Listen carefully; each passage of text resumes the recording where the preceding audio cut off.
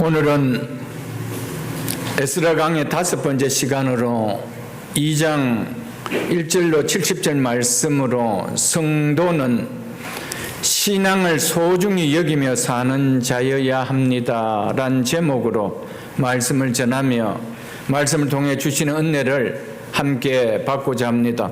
오늘 본문인 2장은 바벨론에서 본토로 귀환한 자들의 가계와 그 수를 기록한 내용입니다. 오늘과 같은 본문은 강해 설교가 아니라면은 일부러 이 본문을 잡아 설교하는 것은 쉽지 않은 내용입니다. 저도 강해 설교 덕분에 오늘과 같은 본문을 설교할 수 있게 된 것이 하나님 앞에 감사할 뿐입니다. 오늘 본문 1절은 이렇게 시작되고 있습니다. 옛적에 바벨론 왕 느부갓네살에게 사로잡혀 바벨론으로 갔던 자들의 자손들 중에서 노임을 받고 예루살렘과 유다도로 돌아와 각자의 성읍으로 돌아간 자.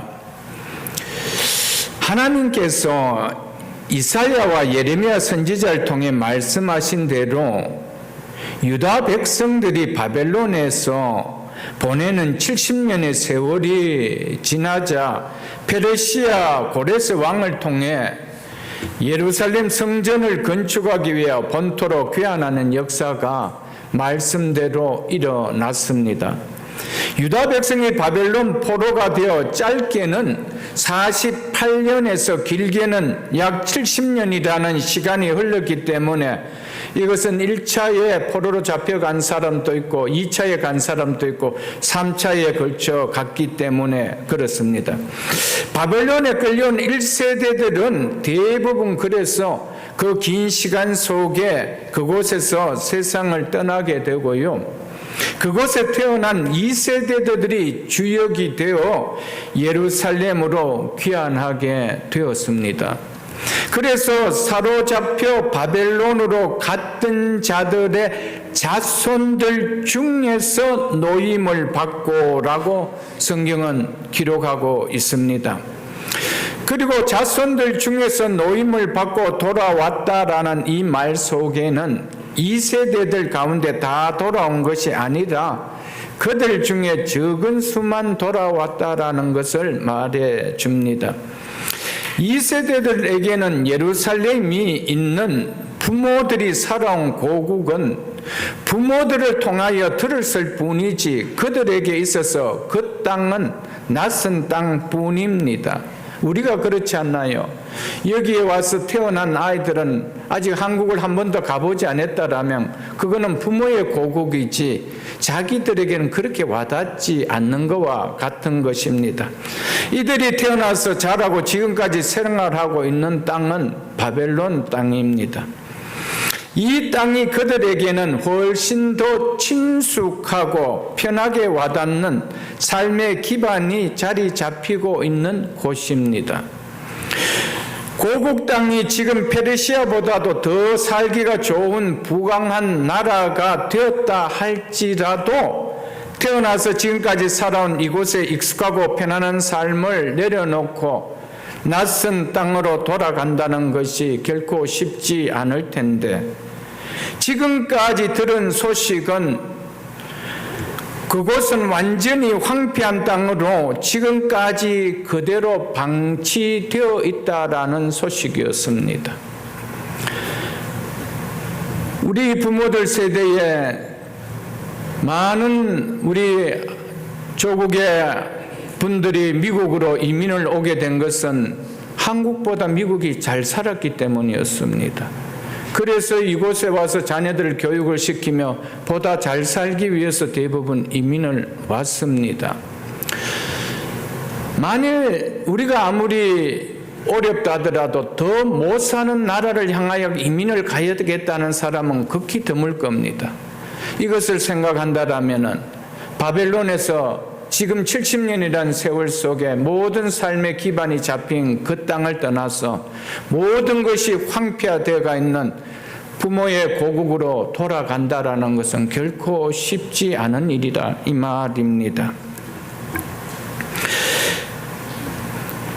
그런데 많은 수는 아니었지만은 귀환한 자들이 있었다라고 오늘 2장은 이야기하고 그 이름들을 기록하고 숫자들을 기록해 놓고 있습니다.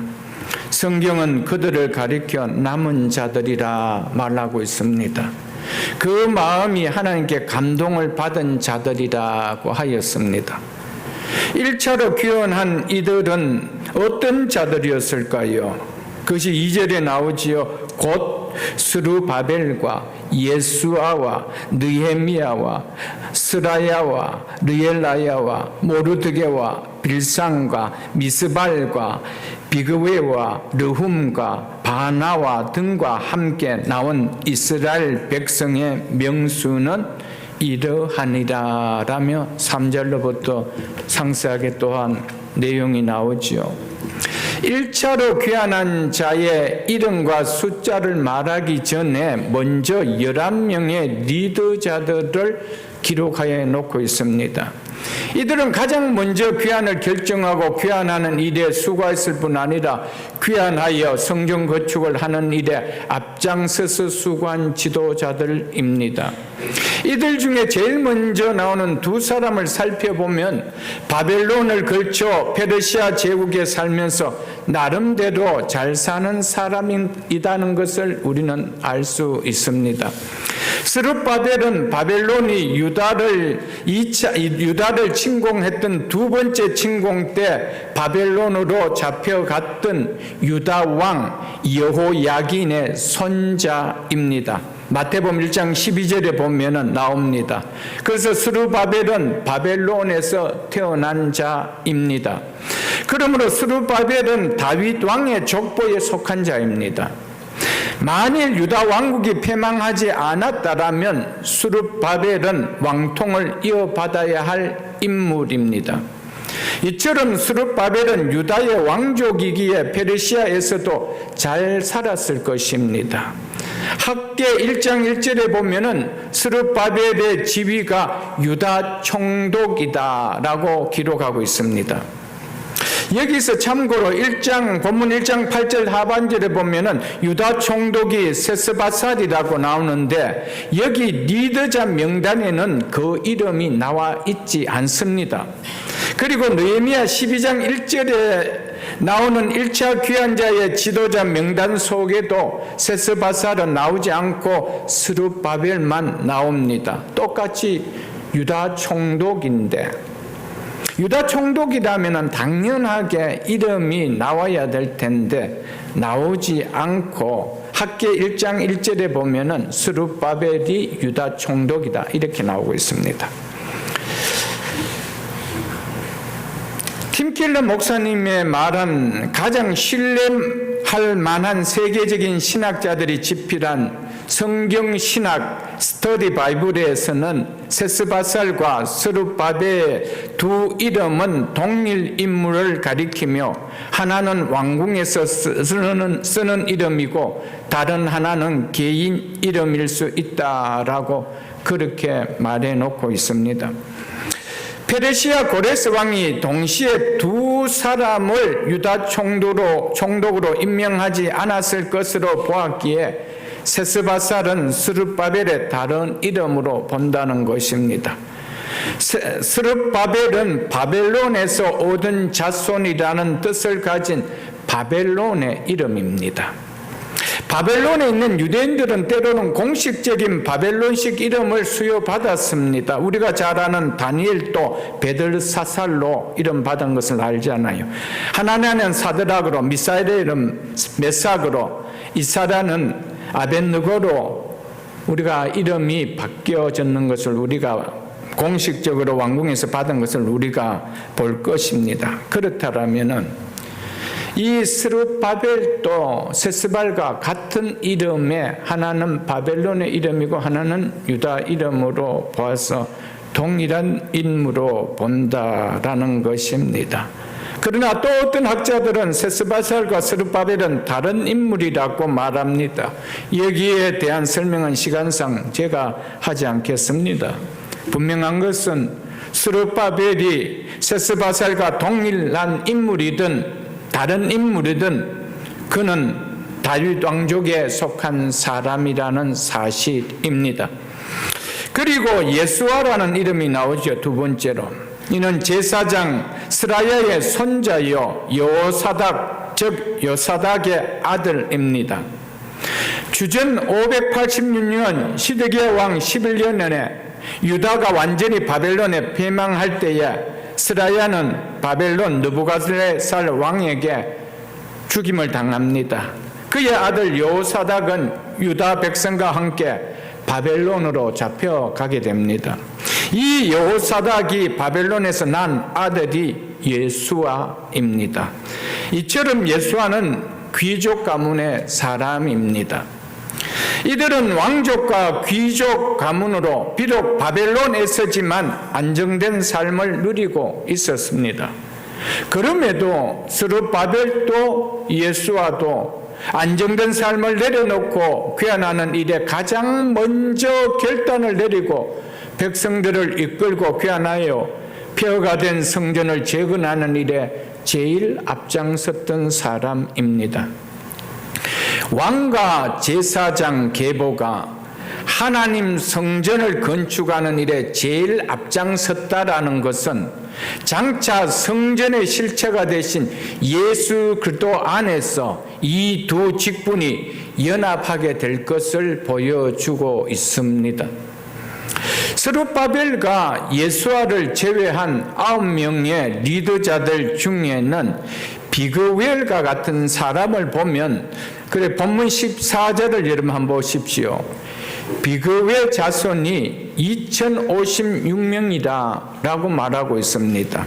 이처럼 비그웰은 그 자손이 2056명이나 되는 힘있는 가문의 사람이라는 것을 알 수가 있습니다. 얼마든지 비그웰도 페르시아 제국에서도 나름 안정된 삶을 살 수 있었던 사람입니다. 그럼에도 그도 안정된 삶을 내려놓고 귀환하는 일에 리더자로 앞장섰다는 것입니다. 어떻게 이들이 이렇게 할 수 있었을까? 부모들로부터 우리가 왜 바벨론에 잡혀와서 이곳에서 살아야만 하는지 그 이유를 분명하게 이들이 배웠기 때문입니다. 그리고 언젠가 우리는 다시 고국으로 돌아가 그곳에서 하나님께 예배하는 신앙생활을 하게 될 것을 부모들로부터 철저하게 신앙교육을 받았기 때문입니다. 그래서 그들은 비록 바벨론에서 태어났지만 부모의 나라를 자신의 고국으로 여기며 부모가 섬긴 여호와 하나님을 믿는 신앙 고백을 하는 믿음을 이들이 가졌습니다.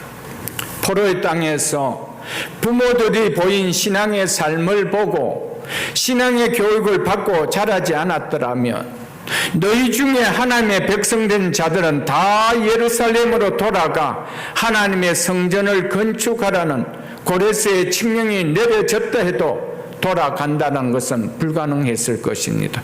왜냐하면 그 땅은 바벨론 땅과 비교되지 않는 완전히 황폐해져 있는 땅이기 때문이었습니다. 하나님을 섬기는 신앙이 그들에게 없었다면 어떻게 지금까지 닦아놓은 삶의 기반과 재산과 명예를 포기하고 하나님의 성전을 건축하기 위해 모든 것이 무너져 있는 황폐화된 예루살렘으로 돌아올 수 있겠습니까?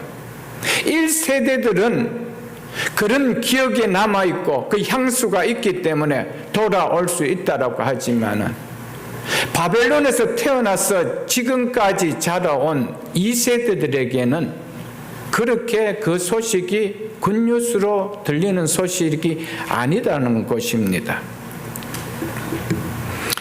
그러나 이들이 철저한 신앙 교육 안에서 신앙이 귀하게 여겨졌기 때문에 누가 말하지 않아도 그것을 붙들고 사는 삶이 사라질 수 있었기에 이들은 누구에 의해서 이끌림을 받지 않고 받고 마지 못해서 끌려온 것이 아니다. 이제 자기들에게 신앙을 가르쳐준 부모들은 대부분 세상에 떠났음에도 스스로 결정을 내리고 움직일 수 있었다는 것입니다. 왜요? 부모로부터 물려받은 신앙 교육을 받을 때 그 신앙이 귀하게 여겨졌기 때문입니다. 우리가 살아가면서 우리가 교회를 통하여 신앙의 교육을 받고 하나님을 믿는 믿음의 교육을 받았지만은 그 신앙이 귀하게 여겨지지 않으면 어떤 결정적인 일이 있을 때는 세상을 향할 수밖에 없습니다. 그러나 그것이 귀하다고 여겨질 때는 내가 선택하는 이것이 나에게 불이하고 모든 것이 불편하게 여겨진다 할지라도 그것을 붙든다는 겁니다.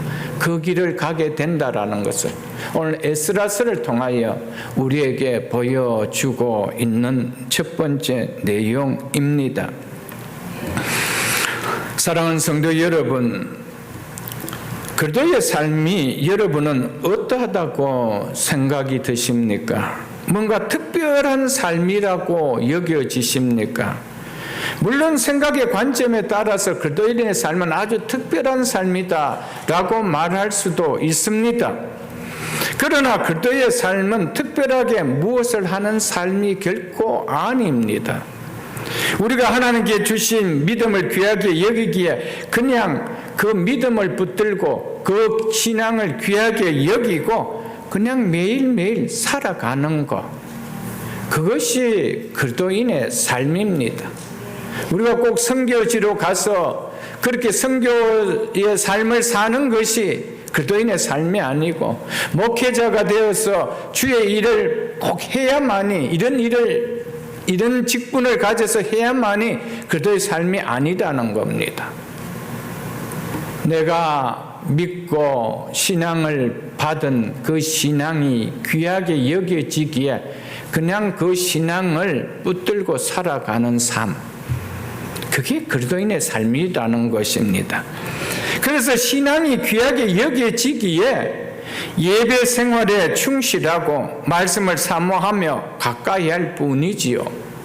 신앙이 귀하게 여기지기에 자녀들에게 그 신앙을 전수하며 양육하며 사는 것, 그게 그리스도인의 삶 아닐까요? 신앙이 귀하게 여기지기에 이 신앙이 더욱 잘 자라도록 믿음을 세워주는 교회를 귀하게 여기며 그 몸된 교회를 사랑하며 그냥 살아가는 것, 그게 그리스도인의 삶이 아닐까요, 여러분? 뭔가 특별히 뭔가를 해야 되는 건가요? 신앙이 귀하게 여기지기에 이 땅에서 신앙을 귀하게 여기며 그 신앙을 붙들며 그렇게 오늘도 살아갈 뿐인 것, 이것이 그리스도인의 삶입니다. 뭔가 특별히 40일 특별 금식 기도하고 그런 거 아닙니다, 여러분들. 내 삶이 일상 속에서 말씀이 얹어서 살아가고 있는 삶인가, 그것을 이야기해 주고 있는 것이죠. 무슨 특별한 일을 하지 않아도 그냥 그렇게 신앙을 붙들고 살아갈 뿐인데 하나님께서는 이런 우리를 귀하게 여겨주시고 끝내 복된 삶으로 인도해 주신다는 사실입니다.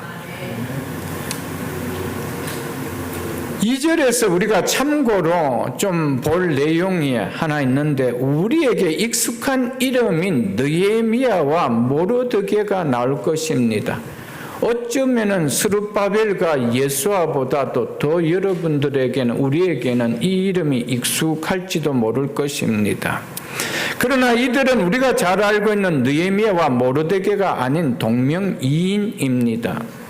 왜냐하면 느헤미야서를 기록하고 있는 느헤미야는 여기 나오는 인물보다 90년이 지나서 주전 443년 3차 귀환 때 예루살렘에 돌아온 인물이기 때문입니다. 지금 여기 나오는 느헤미야는 1차 귀환 때의 리더자이기 때문에 그렇습니다. 또 우리가 잘 알고 있는 에스더서에 나오는 에스더의 삼촌인 모르드게는 여기에 나오는 모르드게보다 약 55년 뒤의 사람입니다.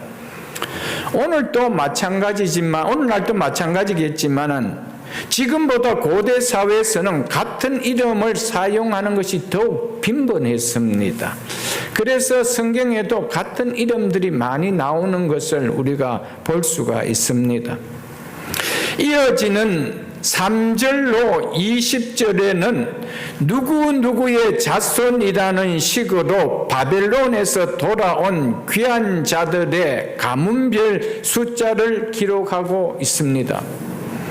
이들은 바벨론에서 오랜 세월을 지내면서 일구어온 안정된 삶을 다 내려놓고 황폐화된 예루살렘으로 돌아온 헌신을 보인 신앙의 가문들입니다. 이 사람들은 바벨론으로 와서 가족들끼리 흩어지지 않고 함께 모여서 신앙생활을 했던 사람들입니다. 그렇기 때문에 가문들이 신앙을 유지할 수가 있었습니다. 이들이 대부분 귀환했습니다. 이에 반해 흩어져 혼자서 혹은 한 가정으로만 산 사람들은 먹고 사는 일에 붙들려서 신앙을 붙들며 살 힘이 없었기에 대부분 귀환을 하지 못했습니다. 우리는 이것을 보면은 혼자 신앙생활 한다는 것은 결코 끝까지 잘해낼 수는 없다라는 것을 오늘 본문을 통하여 좀 우리가 배울 수가 있어야 됩니다. 그래서 함께 모이고 공동체라는 것을 의식할 수가 있어야 됩니다. 공동체 안에서 공동체 생활을 통하여 신앙을 배우기 때문에 그렇습니다. 혼자로서는 절대적으로 독립하면서 신앙생활을 잘해낼 수가 없습니다. 그랬을 것 같으면 우리 예수님께서 가시기 전에 교회를 내가 세우겠다고 말씀하지 않았습니다. 혼자서 신앙생활하는 것이 불가능하기에 예수님께서는 승천하시기 전에 교회를 내가 세우겠다라고 말씀하셨던 것이었습니다. 그렇기 때문에 공동체를 떠나서는 신앙생활은 절대 잘해질 수가 없습니다. 신앙생활을 잘할 수 있는 무조건의 비결은 공동체에 열심히 붙어 있는 겁니다. 왜요? 거기에는 우리를 살리는 말씀이 끊임없이 내가 배우고 듣고 먹고 자라기 때문입니다. 시편 한 곳을 한번 보겠습니다. 시편 137편을 보겠습니다. 구약성경 902쪽입니다. 구약성경 902쪽 시편 137편 1절로 6절을 보겠습니다. 시편 137편 1절로 6절입니다. 우리가 바벨론의 여러 강변 거기 앉아서 시온을 기억하며 울었도다. 유다 백성들이 바벨론 포로로 잡혀가서 썼던 시입니다. 왜 자신들의 삶이 이렇게 되어버렸는지 자신들의 지난날의 죄와 민족의 죄를 통회하며 울었다는 것입니다. 2절 보겠습니다. 그 중에 즉 그 강변의 버드나무에 우리가 우리의 수금을 걸었나니 성전 안에서 하나님을 예배하던 그 악기를 중단했다, 이것을 이야기합니다. 연주를 중단했다는 것이죠. 3절 보겠습니다.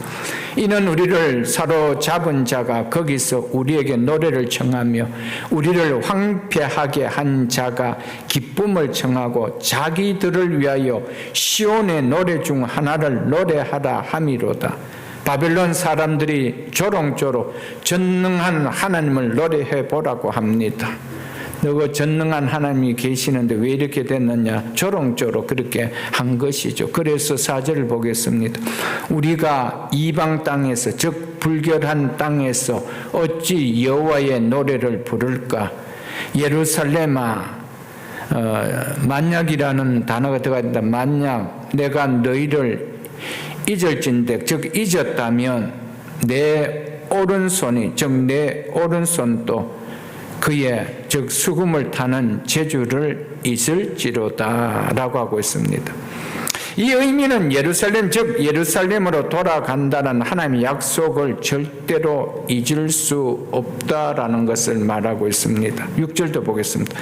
내가 예루살렘을 기억하지 아니하거나 내가 가장 즐거워하는 것보다 더 즐거워하지 아닐진데 만약 않는다면 이 의미입니다. 내 혀가 내 천장에 붙을지로다. 무슨 의미입니까? 예루살렘을 반드시 기억하고 반드시 돌아갈 날을 기억하겠다 이 말입니다.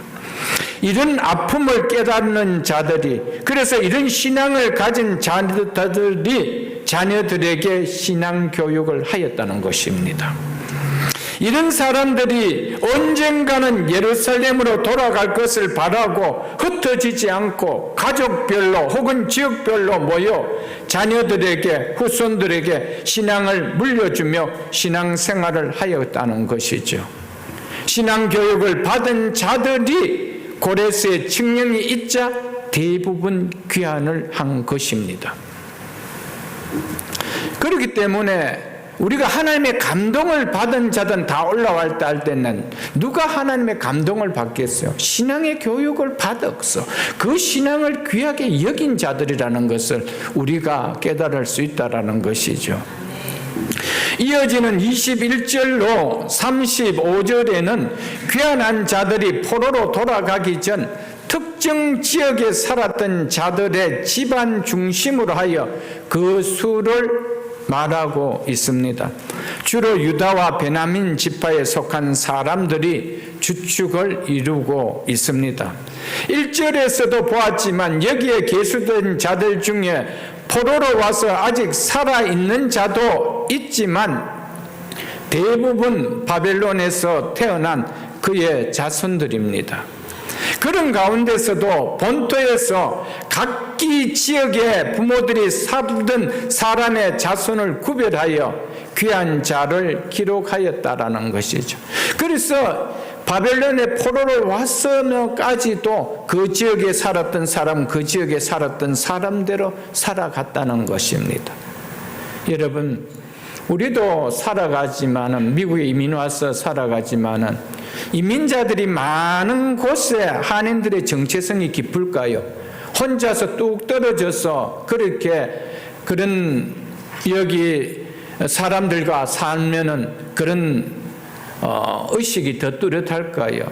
그것은 우리가 말을 하지 않아도 이민자들과 함께 한인들과 함께 모여 살 때 그런 의식들이 더 들어갈 수밖에 없잖아요.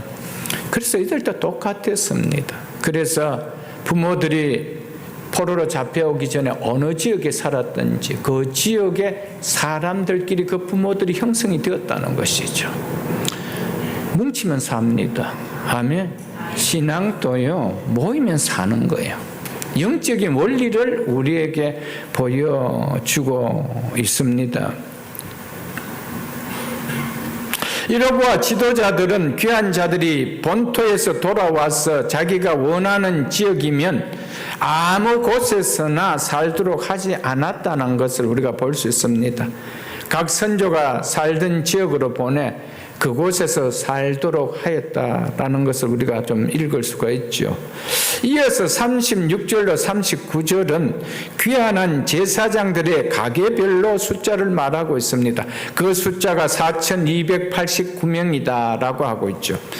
이 숫자는 다음에 나오는 레위인에 비하면 약 11배나 되며 전체 귀한 숫자에 비하면 약 10분의 1에 되는 숫자입니다. 이는 제사장들의 가문에서 신앙 교육이 얼마나 컸는지를 말해주고 있습니다. 그렇기 때문에 그 숫자가 많았다라는 것을 말해주지요. 이는 또한 유대인들이 70년의 바벨론 생활 중에서 선민으로서의 민족적, 신앙적 전통성을 상실하지 않고 지켜왔음에는 제사장들의 역할이 컸음을 말해주고 있습니다.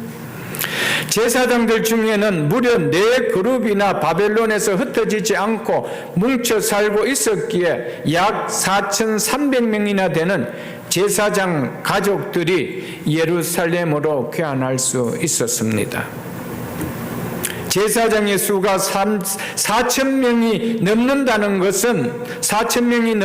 것은 바벨론에서 포로 생활을 하는 중에도 하나님을 섬기는 저들의 직분이 계속 존속했다라는 것을 우리에게 말해 줍니다. 이어지는 36절로 39절에 나오는 여다야, 임멜, 바스훌, 하림 이 네 제사장 가문은 제사장으로서의 합법적 권리가 인정된 가문들로서 성전이 회복되고 다시 하나님께 예배를 올려드려지는 일에 지극히 관심이 깊었던 가문들이었습니다. 바벨론에서 예루살렘으로 귀환하는 가장 중요한 목적은 무너진 하나님의 성전을 다시 건축하는 겁니다. 성전을 회복하는 일을 통하여 신앙 공동체를 세우는데 제일 중요한 역할을 한 사람은 제사장들이라고 오늘 본문은 우리에게 말해주고 있습니다. 신약 시대인 성도인 우리에게 사도 베드로는 이렇게 우리에게 말해주고 있습니다. 신약 성경을 한번 보겠습니다. 베드로전서 2장 4절로 5절을 보겠습니다. 신약 성경 378쪽입니다. 378쪽 베드로전서 2장 4절로 5절입니다.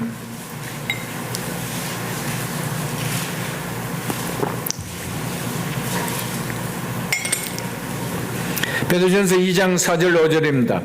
사람에게 버림받아 되었으나 하나님께는 택하심을 입은 보배로운 산돌이신 예수께 나아가 너희도 산돌같이 신령한 집으로, 이 신령한 집은 교회를 가리키는 표현입니다.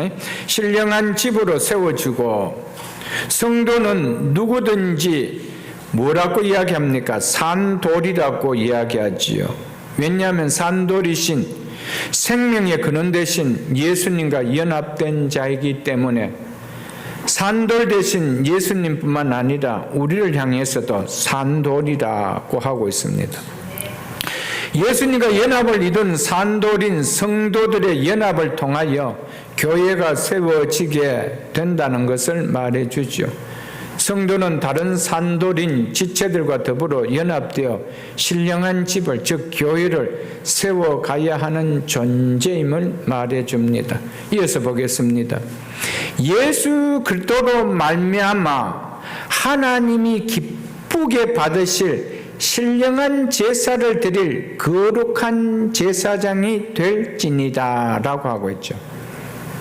왜 우리를 향해서 신령한 집, 교회를 세워가라고 이야기합니까? 산돌 대신 예수 그리스도로 말미암아 하나님이 기쁘게 받으실 신령한 제사를, 즉 영적 예배를, 합당한 예배를 드릴 거룩한 제사장이 되기 때문입니다. 우리에게 집이 필요한 것은 예배를 드리기 위함이죠. 우리에게 공동체를 세워주시는 목적이 뭡니까? 하나님이 기뻐 받으시는 예배를 드리기 위하여. 구약에 예배를 드렸던 주축이 누구였습니까? 제사장이었기 때문에 오늘 신약에 사는 우리들을 향하여 우리도 너희가 제사장이 될지어다 라고 했음을 우리는 기억해야 됩니다. 예수 그리스도와 연합을 이룬 성도를 제사장에 비유하고 있다는 것은 놀랍지 않은 일이 아닐 수가 없습니다. 이는 성도 한 사람 한 사람이 제사를 드리는 직무를 수행하는 제사장이 되었기에 신약 시대의 성도를 가리켜서 제사장들이다. 그래서 만인 제사장이다. 이렇게 이야기하죠. 구약에는 특별한 사람들이 제사장이었지만 신약서에는 예수 그리스도 안에서 모든 사람은 다 예배를 드리는 제사장들이다라고 하고 있습니다. 십자가에 달리신 예수 그리스도의 사역을 통하여 예수 그리스도와 연합된 성도가 새로운 제사장적 역할을 참여하게 되었다라는 것을 이 본문이 말해주고 있죠. 출애굽 19장 6절에 보면 하나님께서 이스라엘 백성에게 너희가 내게 대하여 제사장 나라가 되며 거룩한 백성이 될지라고 하였지만은 구약은 이 일에 실패를 했습니다. 이 말씀은 예수 그리스도로 말미암아 교회를 통하여 실현하게 될 것임을 말해줍니다. 그래서 교회 머리 대신 대제사장이신 그리스도께 연합된 성도 개개인이 그 제사장의 직무를 감당하게 되었음을 말해주죠. 그래서 그 밑에는 9절에 보면은 너희는 택하신 족속이여 뭐 같은 제사장들이라 왕 같은 제사장들이요 라고 한 것이었습니다. 우리를 향하여 제사장들이다 라고 하였습니다. 예수 그리스도 안에 있는 성도는 모두 하나님이 기쁘게 받으실 합당한 예배를 드린 직무를 받은 제사장들이기 때문에 예배와 섬김으로 성전의 실체인 예수 그리스도의 몸인 교회를 세워가는 일에 힘써야 한다라는 것을 말해주죠. 우리가 예배를 하나님이 기뻐 받으시는 예배를 드리지 않은 수많은 사람들이 모인다 하더라도 하나님이 기뻐하시는 교회로 세워지지는 않습니다. 왜냐하면 우리 한 사람 한 사람을 하나님이 예수 그리스도로 말미암아 하나님이 기뻐 받으실 수 있는 합당한 예배를 드리는 제사장으로 세워줬기 때문입니다. 그런 우리인데 우리가 예배를 소홀히 여기고 우리가 하나님 앞에 예배를 드리는 것을 업신여기게 그렇게 생활한다면 그런 수가 아무리 많다 하더라도 그 공동체는 하나님 보시기에 기뻐하는 공동체가 아닙니다. 왜냐하면 우리를 불러주신 목적이 하나님이 기뻐 받으시게 예배를 드리는 제사장 직무를 감당하는 제사장으로 세워졌기 때문입니다. 믿으십니까 여러분들?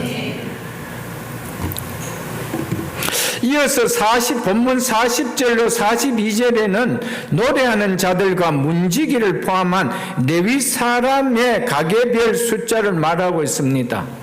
유다가 망하고 다윗의 자손들이 이제 없어지고 난 후에 부흥의 불길을 일으킬 수 있는 사람은 제사장들과 레위인들이었습니다. 그런데 놀라운 것은 레위 사람들 중에서 돌아온 사람들이 74명밖에 없었다 이렇게 기록하고 있습니다. 8장 15절에 보면은 에스라를 중심으로 2차 귀환할 때는 레위 사람은 한 사람도 없었다 이렇게 기록하고 있습니다.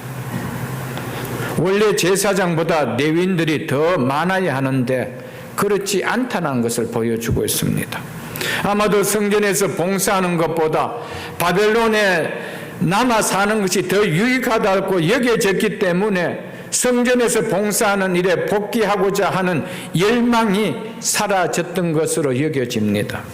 비록 레위 사람들은 수적으로는 적었지만은 이들은 그 지파 가운데서 신실하게 살아남은 자이기 때문에 신실하게 남은 자들이기 때문에 그들은 돌아올 수 있었습니다. 레위 사람들 중에 일반 레위인들 외에 누가 있다고 합니까? 노래하는 자들과 문지기들의 자손들도 있었다라고 하죠. 41절 보십시오. 노래하는 자들은 아삽 자손이 128명이요 노래하는 자의 직무를 맡은 자들이 바벨론 포로 생활 가운데에서 있다라는 것은 놀라운 일입니다. 바벨론 이방 땅에서 생활하는 가운데서도 성전 예배를 기억하며 자신은 물론이고 바벨론에서 태어난 자손들에게 이 직무를 가르쳤다라는 것은 놀라운 신앙이 아닐 수 없다라는 겁니다. 우리의 조상의 직무들은 성전에서 예배할 때 노래하는 자들이었다. 그것을 바벨론에서 태어난 자녀들에게 후손들에게 가르쳤다는 겁니다. 언젠가 너희들이 예루살렘으로 돌아가 성전이 회복되면 너희들이 감당할 직무는 이 직무다. 이걸 가르쳤다는 것이죠. 얼마나 귀해요 여러분들.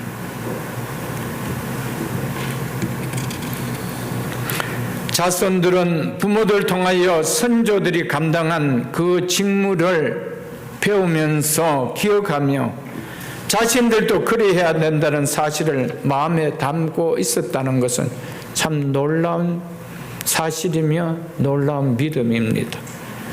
사랑하는 성도 여러분, 우리가 자녀들에게 부모가 믿는 신앙이 무엇인지 그것을 기억할 수 있어야 돼요.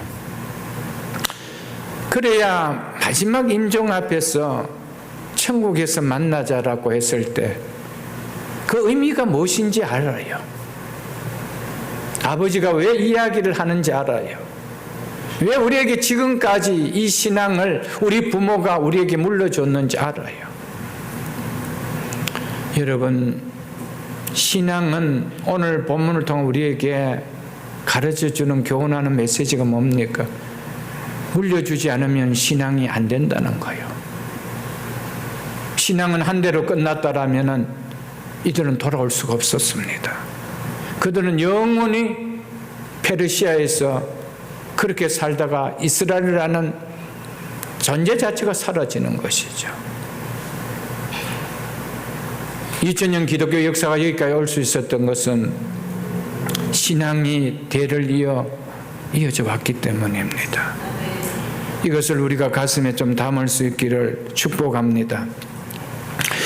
이전처럼 아삽의 자손들 중에 남아있는 노래하는 자들은 언젠가는 자신들의 예루살렘으로 돌아가서 주신 지위를 사용할 것이라 기대하며 남아 있었습니다. 그래서 이들은 바벨론에서 세상 노래를 부르지 않고 예루살렘에 돌아가서 하나님의 노래를 부를 수 있게 되었다는 것이죠. 이어지는 42절에 보면은 또 이렇게 이야기하고 있습니다. 문지기의 자손들은 살롬과 아델과 달문과 악국과 하디다와 소베 자손이 모두 139명이었더라. 노래하는 자들과 마찬가지로 성전의 문지기 직문을 맡은 자들이 바벨론 포로 생활 가운데서도 존재하고 있다는 것은 또한 놀라운 일이 아닐 수가 없다는 것입니다. 역대상 9장 26절로 27절에 보면은 문지기는 성전 주위에서 밤을 지새우며 아침마다 문을 여는 책임을 맡았고 성전의 모든 방과 곳간을 지키는 일을 담당했습니다. 성전이 없는 바벨론에서 조상들이 맡은 경비 직문을 담당하는 일을 기억하며 배우며 지냈다는 것은 놀라운 일이며 참으로 귀한 믿음이 아닐 수 없다라는 것이죠. 그렇기에 노래하는 자들과 성전을 경비하는 문지기의 자손들이 계수될 수가 있었던 것이었습니다.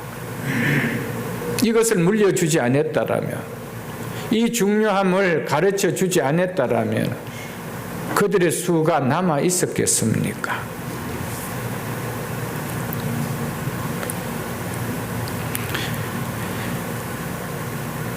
그래서 이들이 성전이 재건하고 조상들이 담당한 직분을 감당하기 위하여 바벨론의 안락한 생활들을 뒤로 물리고 다 내려놓고 예루살렘을 향해 돌아올 수 있었습니다. 하나님의 성전을 건축하기 위하여 예루살렘으로 올라온 자들은 그 마음이 하나님께 감동을 받은 자들이라고 성경은 말하고 있죠. 누가 고레스 왕이 성전을 건축하러 예루살렘으로 귀환하라고 칙령이 내려졌을 때 그 말을 듣고 떠나고 싶은 하나님의 감동이 그 마음에 일어날 수가 있었겠습니까? 성전을 건축해야 된다는 그 말에 성전을 섬겨왔던 그 부모의 세대들을 통하여 귀하게 신앙 교육을 받았던 그들이 앞장섰다는 것이죠. 그 직무가 어떤 직무든든 간에 하나님의 성전을 섬긴다는 일이 이렇게도 귀하구나 라고 여겼어. 다른 사람들에게는 예루살렘의 성전을 짓기 위하여 하나님의 백성된 자들은 다 돌아가라고 했을 때 그들에게는 그 소식이 굿뉴스로 와닿지 않았지만 이들에게는 굿뉴스로 와닿았습니다. 그렇기에 바벨론에 70년의 세월을 보내면서 기반을 닦아놨던 그 삶들을 다 내려놓고 그들은 올 수가 있었다라는 것이죠. 사랑하는 성도 여러분, 이 장을 통하여 우리가 꼭 깨달아야 될 내용은 나는 신앙을 어떻게 여기고 있느냐? 내가 믿고 있는 이 신앙, 내가 지금 갖고 있다는 이 신앙을 나는 어떻게 여기고 있는가? 귀하고 여기고 있는가? 아니면은 그냥 별거 아닌 것 같이 여기고 있는가? 이것이 우리에게 주는 귀한 교훈입니다. 귀하게 여기지 않으면 물려줄 수가 없고요. 귀하게 여기면 어느 곳에 있다더라도 물려줄 수가 있다라는 것입니다. 앞에서도 말씀드렸지만 돌아온 자들은 대부분 바벨론에서 태어난 2세대들입니다. 부모님이 자라고 생활했던 고국 땅, 그 유다 땅을 잘 모릅니다. 그냥 이야기만 들었을 뿐이지 그렇게 와닿지 않아요. 우리의 자녀들이 대한민국에 대해 이야기하면 그렇게 와닿나요, 여러분들? 우리가 생각하는 것처럼 그렇게 와닿나요? 그렇지 않을 텐데 이들도 똑같지 않았겠어요, 여러분들? 그런데 짐을 쌌다는 거예요. 짐을 싸고 떠났다라는 것입니다, 여러분들. 이들이 부모로부터 철저하게 이 신앙 교육을 물려받지 않았다라면 자신들이 왜 이렇게 바벨론을 포로로 살면서 성전을 잃어버리고 예배자의 삶을 잃어버리고 이런 인생이 되었는지를 철저하게 회개하면서 다시 하나님께서 돌려주실 때는 반드시 이제는 우리가 겪었던 이 수모를 다시는 겪어 말아야 된다는 것을 자녀들에게 그 땅에서 가르쳐 나가는 것이죠. 여러분, 우리가 어떤 상황 속에서 신앙이 귀하게 여겨지지 않으면 우리의 자녀들을 놓칠 수가 있어요.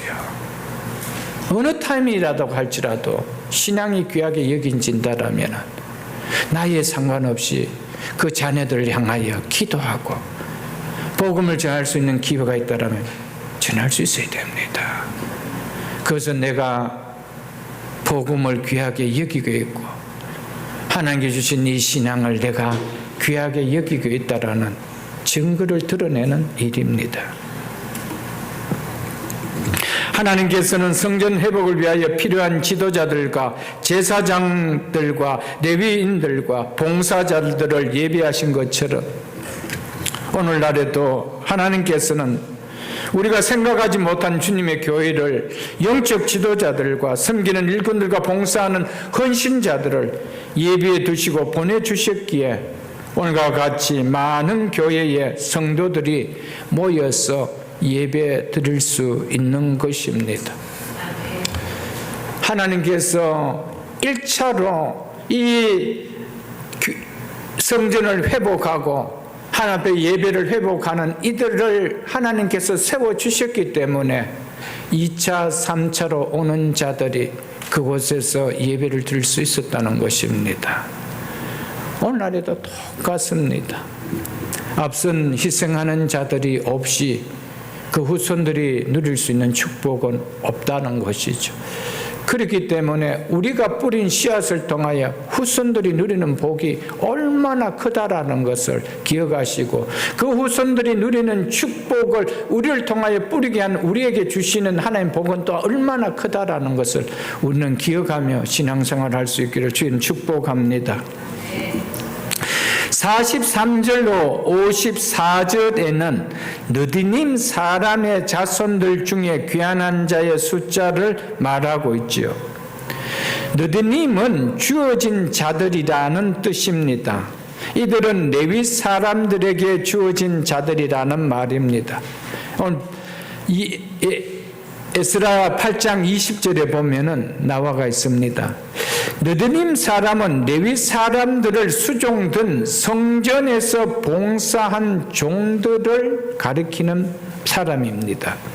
그래서 느디님 사람을 NIV나 ESV나 NASB나 RSV에서는 성전 일꾼들로, 그래서 temple servants로 그렇게 번역해 놓고 있는 것을 우리가 볼 수가 있습니다. 새 번역이나 공동 번역에서는 성전 막 일꾼이라 이렇게 번역해 놓았습니다. 느디님 사람들은 이방인들로서 이스라엘 백성의 노예가 되어 성전에서 나무 쪼개는 일, 물 깃는 일 등 허드렛 일을 하였던 사람이었습니다. 놀랍게도 이런 느디님 자손들이 바벨론의 포로가 되어 와서 얼마든지 바벨론 속으로 동화되는 생활을 할 수 있었을 텐데 그렇게 하지 않고 자손들이 성전에서 허드렛 일을 하는 직무이지만은 그 일이 귀하게 여겨져서 그 일을 감당하기 위하여 다시 예루살렘으로 돌아왔다는 겁니다. 부모들이 이 신앙을 물려주지 않았으면 왔겠습니까? 그게 뭐가 귀해? 우리가 무슨 제사장이야? 무슨 레위인들이야?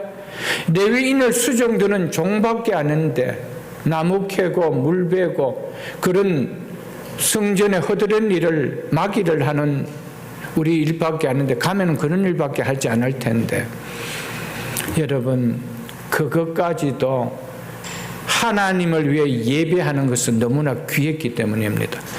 여기서 우리가 하나 깨달아야 될 것은 하나님의 일을 한다는 그 자체가 귀하다는 거예요. 내가 어떤 직분이냐 이것이 아니고요. 우리에게 맡겨주신 그 자체가 하나님의 일을 위한 거라면, 하나님의 교회를 위한 일이라면 그것은 귀하다 이 말입니다. 그래서 그 부모들이 그 자녀들에게 물려줄 수 있었고 그 자녀들은 성전을 건축하라는 이 말에 그들은 돌아왔다는 겁니다. 여러분 우리가 그냥 2장을 읽어보면은 깊은 의미를 못 찾을 수 있겠지만은 정말 너무 심오한 은혜가 담겨 있지 않아요, 여러분들? 여러분과 저희였다라면 과연 이 느디님 후손이었다라면 왔을까요? 여기서는 그런 일을 안 해도 잘 살 수 있을 텐데 라고 하면서 오지 않았을까요? 어떤 물리적인 일이 아니라 그 일하는 목적이 무엇인가 그게 중요하게 여기셨다는 것이죠. 여러분 이거를 우리가 좀 귀하게 여겨야 된다라는 것입니다. 이들의 가정수가 무려 35가정이나 됩니다. 레위 사람들이 74명인 것을 생각할 때 이 수는 결코 적은 수가 아닙니다. 이것을 보면 이스라엘 자손인 레위 사람보다 오히려 이방인 중에서 노예가 되어 성전을 섬겼던 이들이 더 성전을 사랑했다라는 것을 우리에게 말해주고 있습니다. 여러분 어떤 면에서요 3대, 4대, 5대 모태신앙으로 물려받은 신앙보다도요 홀로 믿지 않는 가정에서 예수 믿는 사람이 훨씬 더 벅차게 예수 믿을 수 있어요. 그렇지 않나요, 여러분들? 중요한 것은 신앙이 얼마나 귀하다라는 것을 깨닫는 거예요. 여러분, 우리의 자녀들 그냥 교회만 보내서 되지 않고요. 끊임없이 신앙이 귀하다라는 것을 부모인 우리가 삶을 통해서 보여줄 수가 있어야 돼요, 여러분들. 그렇지 않다면 자녀들은 절대로 그 신앙을 귀하게 여기지 않습니다.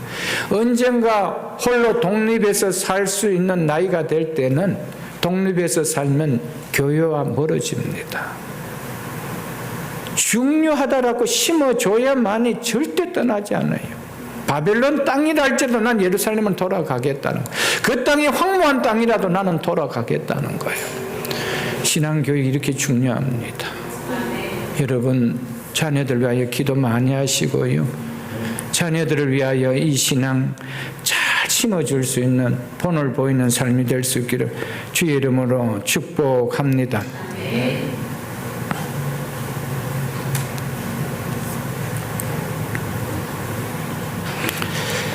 55절로 58절에는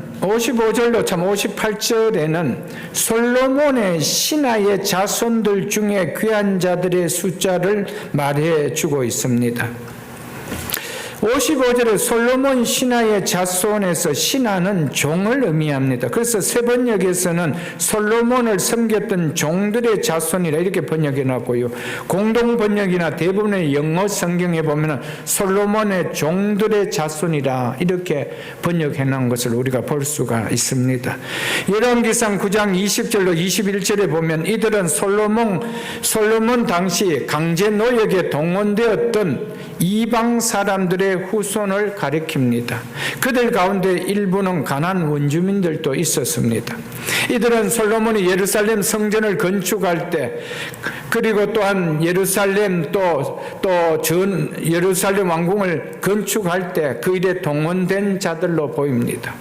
그들은 아마도 성전이 건축된 이후에도 여전히 성전을 돕는 종들로서 역할을 담당했던 것으로 여겨집니다. 이들이 솔로몬 때부터 성전에서 힘든 일을 했으니까 얼마나 오랫동안 천한 일을 했다면 천한 일을 했겠습니까? 그런데 이 후손들도 느디님 사람들처럼 마음이 변하지 않고 가문으로 남아 있었다는 겁니다. 다시 성전을 섬기는 일을 하기 위해서 예루살렘에 돌아왔다는 겁니다. 이 한 가문들이 얼마나 귀해요, 여러분들. 우리는 이것을 보면서 우리 각자에게 주어진 달란트와 직분을 통하여 하나님의 교회를 섬기고 봉사하는 일이 얼마나 존귀하다라고 여겨져야 됩니다, 여러분들.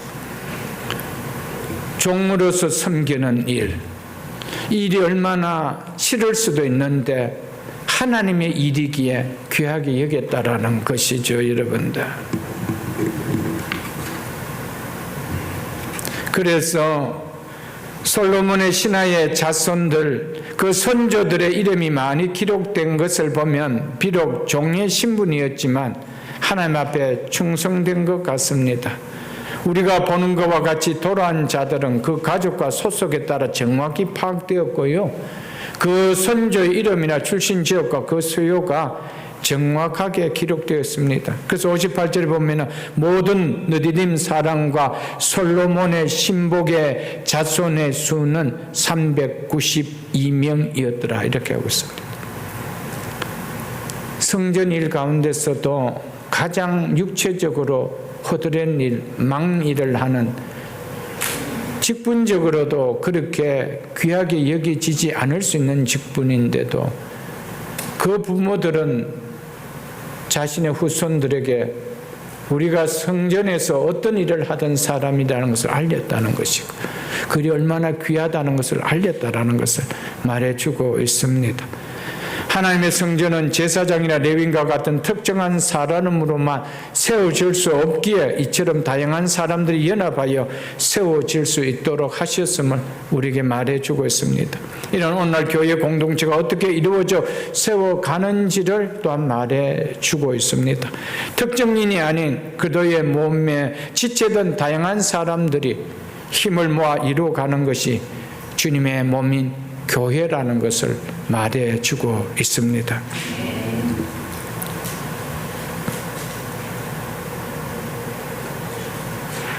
마지막으로 59절로 63절은 예루살렘으로 돌아왔지만은 조상을 밝힐 수 없는 가문이 불분명한, 즉 족보가 분명치 않는 자손의 귀한 자들의 명단을 기록해 놓고 있습니다.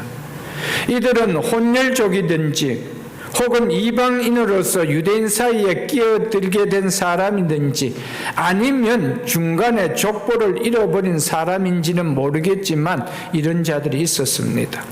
이스라엘 백성 가운데 이방인의 혈통을 가진 자들이 상당수 있었으므로 그들의 종족과 계보는 명확하게 입증하기 어려운 경우가 참으로 많이 있었습니다. 그들이 이스라엘 12지파 가운데 어느 지파에 속했는지 입증되기가 쉽지 않았습니다. 그런 자들 가운데 본토로 돌아오는 자가 60절에 보면 652명이다 라고 기록하고 있습니다. 제사장들 중에도 족보가 분명치 않는 사람들이 있었습니다. 그들에게는 제사장이 되는 자격이 주어지지 않았습니다. 제사장의 직분은 개인의 능력이나 의도에 따라서 허락되는 직분이 아니기 때문에 그렇게 했다라는 것입니다. 이어지는 64절로 67절에는 1차 귀한 자들과 그들이 소유한 재산의 합계에 대하여 말해주고 있습니다. 바사왕 고레스의 칙령으로 바벨론에서 1차로 돌아온 자의 수가 42,360명이었다라고 기록하고 있죠. 이들이 돌아올 때 소유한 재산으로는 남녀 종이 7,337명이며 개인적으로 데리고 있는 노래하는 자가 200명이며 말이 736마리며 노새가 245마리며 낙타가 435마리며 나귀가 6,720마리다라고 하고 있습니다. 70년 전 바벨론에 포로로 되어 갈 때에 완전히 빈손되어 갔지만 긴 세월 바벨론에서 지나는 동안 그곳에서 나름 물질적인 풍요를 누리는 자들이 많았다라는 것을 보여주고 있습니다. 종들과 많은 짐승을 두고 살 정도로 잘 사는 사람들이 많았다는 것을 보여줍니다. 그래서 예레미야 29장 5절로 9절에 보면은 바벨론에 끌려간 유다 백성의 삶에 대하여 간접적으로나마 말해주고 있는 것을 우리가 볼 수 있습니다. 하나님께서 예레미야 선지자를 통해 바벨론에 끌려간 유다 백성은 그곳에서 자기 집을 짓고 텃밭을 소유하고 결혼해서 자녀를 낳고 자녀들이 결혼해서 또 자녀들을 낳아 평안히 살 것을 당부했습니다. 너희들은 반드시 바빌론으로 포로 잡혀갈 것이다. 그러나 두려워하지 말고 거기에서 집을 짓고 텃밭을 가꾸고 결혼해서 자녀를 낳고 그 자녀가 또 자녀를 낳고 평안히 살 것을 당부한 것을 우리가 보지 않았습니까? 이것을 보면 이스라엘 백성이 바벨론에 끌려갔으나 자유가 없는 억압된 생활만이 아니라 집과 땅을 소유할 수 있었고 결혼 생활도 자유롭게 할 수 있었던 신분이었음을 우리는 알 수 있습니다. 귀한 자들이 가져온 짐승들의 수는 그들의 부를 대변해주는 상징물들이었습니다. 그래서 나고 자란 바벨론에서 나름 부유를 누리면서 살았던 삶을 버리고 폐허된 땅이 된 부모의 고향으로 돌아왔고 살려고 했던 사람들은 적었다는 것이죠. 부모로부터 신앙교육을 받지 않고 그곳에서 자란 자손들에게 하나님의 성전을 짓기 위해 예루살렘으로 돌아가라는 고레스의 칙령이 결코 그들에게는 기쁜 소식으로 들릴 리가 없었습니다. 그래서 하나님께서 누구에게 감동을 하시겠어요? 끊임없이 말씀을 받은 자들이었습니다. 여러분, 하나님 앞에 말씀에 감동을 받는 사람들은 끊임없이 말씀을 사모하는 자들이죠. 사랑하는 성도 여러분, 우리는 이 사실을 보면서 정말 말씀을 귀하게 여긴다는 것은 끝내는 하나님께서 주시는 복이 있구나라는 것을 누리지 않나요, 여러분들? 바벨론에서 세상의 안락과 그 부유의 삶을 누리기 위해 남아 있었던 자들은 결코 남은 자들이 아니었습니다. 하나님의 백성들이 될 수가 없었습니다. 하나님의 백성은 말씀에 민감한 자들입니다. 하나님의 백성은 신앙을 귀하게 중요하게 여기는 자들입니다. 그렇기 때문에 말씀 때문에 그 신앙 때문에 움직이게 된다라는 것이죠.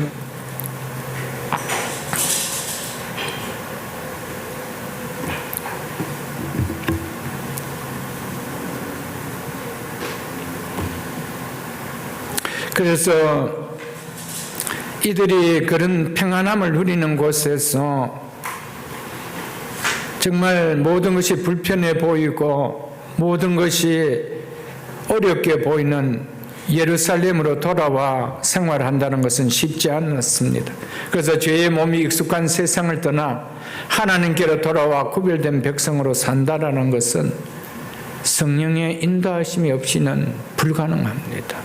잠시는 내 힘으로, 잠시는 내 의지로 교회도 다니고 열심을 낼 수는 있을지 모르겠지만 성령의 인도하심이 아니면 결정적인 순간이 되면 떠날 수밖에 없는 것입니다. 왜요?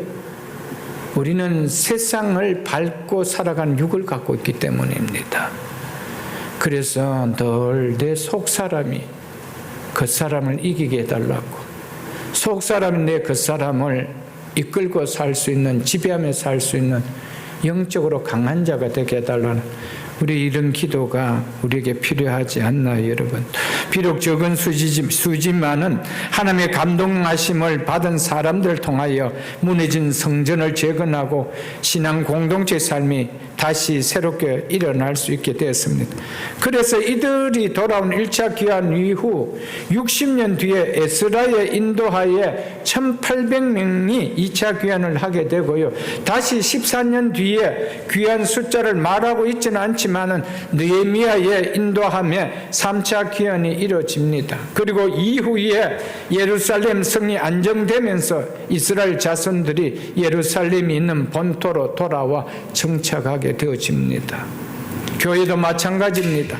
각 교회마다 처음에는 그 공동체가 세워지도록 마음에 하나님이 주시는 감동을 받아 헌신하는 사람들이 열악한 환경 속에서 힘을 쏟는 희생이 있었기에 믿는 자들이 모일 수가 있다라는 사실입니다. 오늘 본문을 통하여 우리가 깨달아야 하는 것은 본국으로 귀환한 자들의 숫자가 기록된 것처럼 예수 그리스도로 말미암아 구원 얻을 자의 수도 정확하게 기록되어 있다라는 사실입니다. 이들만이 영원한 천국에 들어갈 수 있다라고 성경은 말하고 있습니다. 요한계시록 21장 27절을 한번 보겠습니다. 성경 제일 마지막 페이지 한 페이지 앞인 요한계시록 21장 27절을 보겠습니다.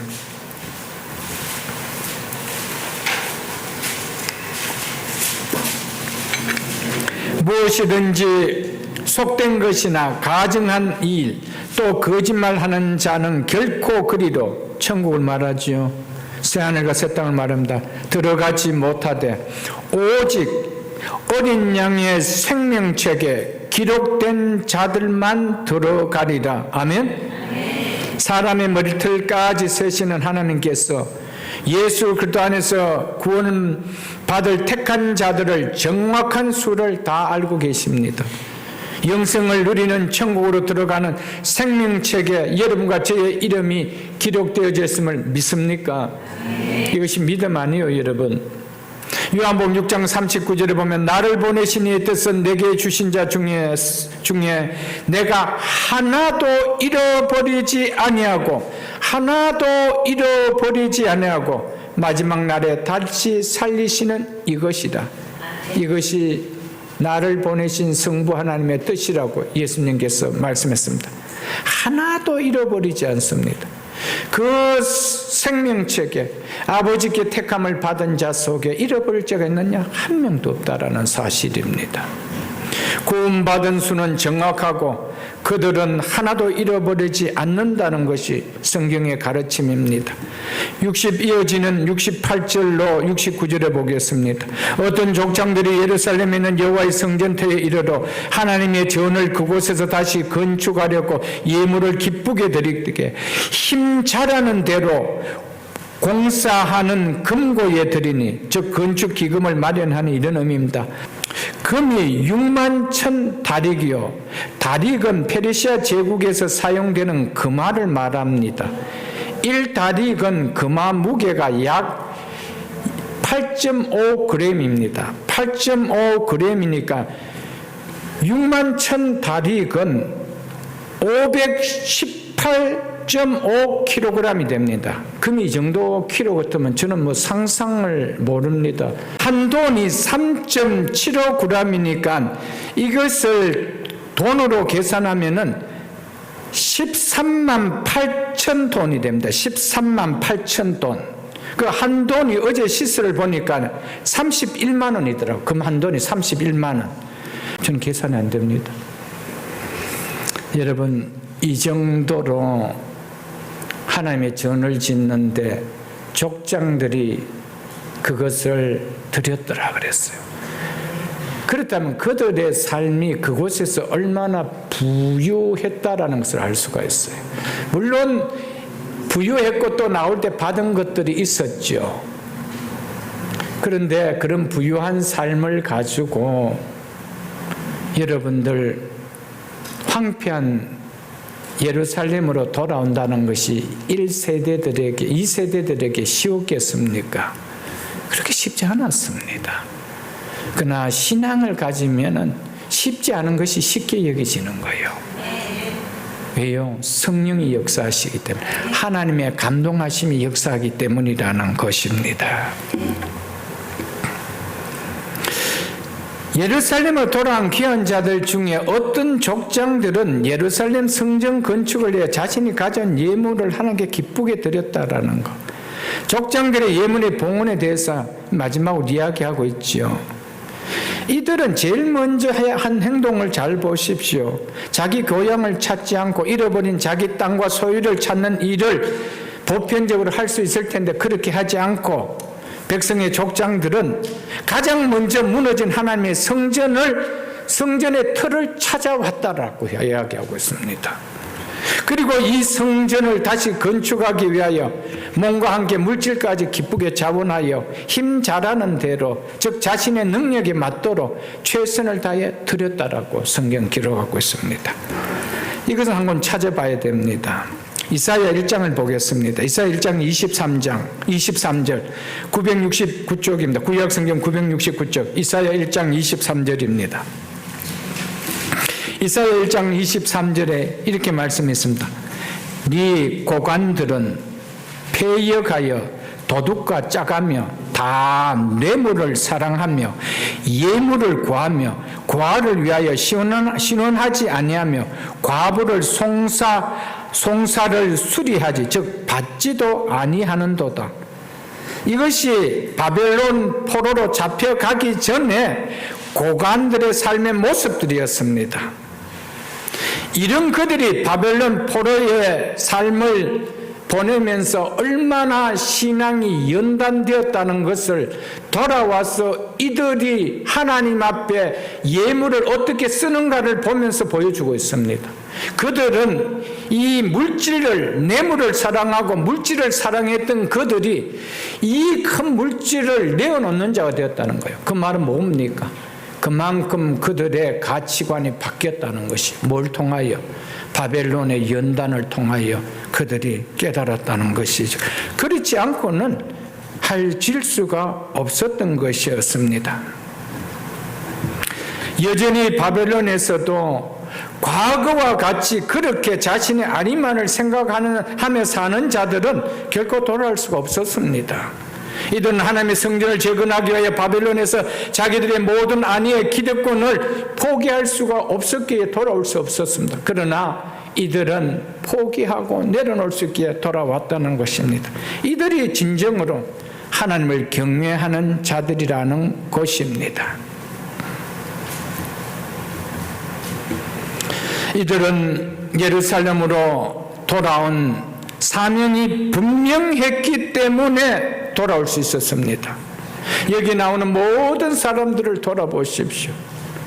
그들은 돌아오는 목적이 이 땅에서 잘 살기 위해서 아무것도 없으니까 내가 이제 뭔가 기업을 새롭게 시작하면 돈을 많이 벌일 거야, 이런 마음으로 온 것이 아니고 하나님의 성전을 짓는다는 단 하나의 이 사명 가지고 다 돌아온 자들이었습니다. 그래서 자신의 유익을 구하기 위하여 바벨론에 안주하지 않고 70년간 정착했던 바벨론의 안락한 터전을 다 내려놓고 돌아올 수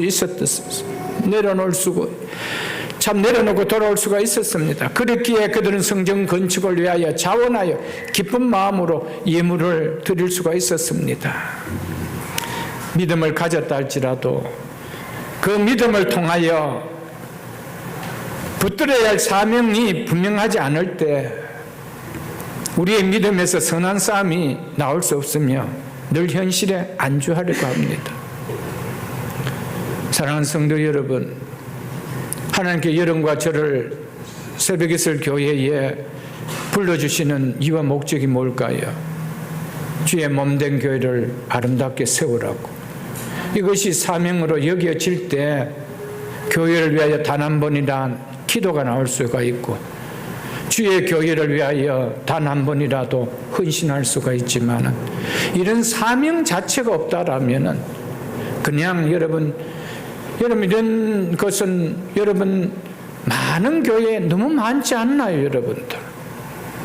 사명자들은 중직자들만 사명자들이고, 그냥 평신자들은 그냥 교회 그냥 출입하는 정도의 신앙밖에 아니잖아요, 여러분. 그래도 다 물어보면 다 믿는다라고 이야기하고 있습니다. 아무리 믿음이 가졌다 할지라도 내 그 믿음을 주신 하나님의 분명한 사명을 붙들지 못하면은 우리는 어느 때가 되면은 내 삶의 안락을 잇는 길로 내 신앙은 갑니다. 그건 어쩔 수 없습니다. 그러나 내가 사명을 가지고 있다라면은 그렇게 될 수 없다라는 것을 오늘 본문을 통하여 보여주고 있습니다.